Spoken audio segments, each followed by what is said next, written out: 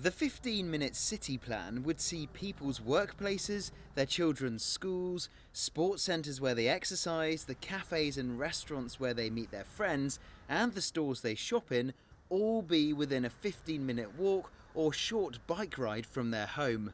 Carlos Moreno is a professor at the Sorbonne University in Paris, and he came up with the concept to change city life.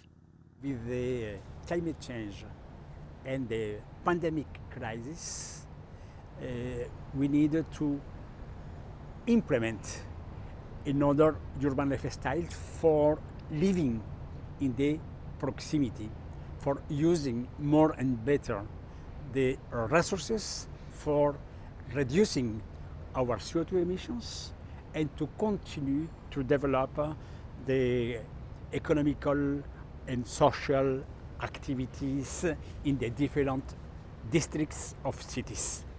Urban travel is a central pillar of the plan, and Paris is fast becoming a big biking city. Temporary cycle lanes were introduced last year at the height of the pandemic. Now those 60 kilometres of makeshift paths are being made permanent by the mayor of Paris. Anne Hidalgo has declared war on the pollution caused by motorists, cutting the number of car parking places, increasing electric vehicle charging points, and dropping the speed limit in the French capital to just 30 kilometres an hour.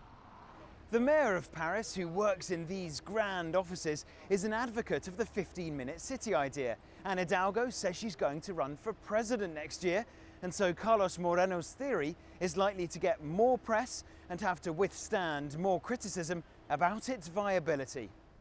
Improving the urban landscape is also part of the plan. This is Place de la Bastille in eastern Paris, where trees have been planted and the canal side area cleaned up.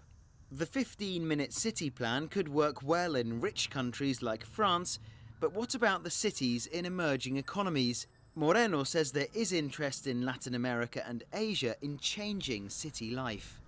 India is a very, very chaotic urban planning in different big cities, and the responsibles today are very interested in change this model.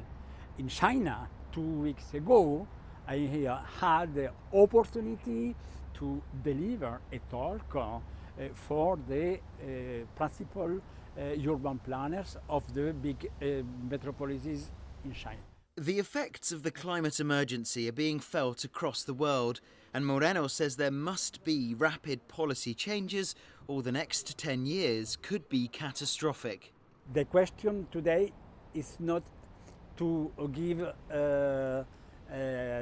to avoid the climate change. This is not possible today. The key word today is mitigation. We need to reduce the impact of climate change. The coronavirus pandemic, coupled with the catastrophic climate events, have forced governments across the world to rethink their priorities. Many, including France, the UK and the US, promise to embrace green initiatives as part of building back better. And a reimagining of how our cities function is likely to form a key part of reshaping our futures.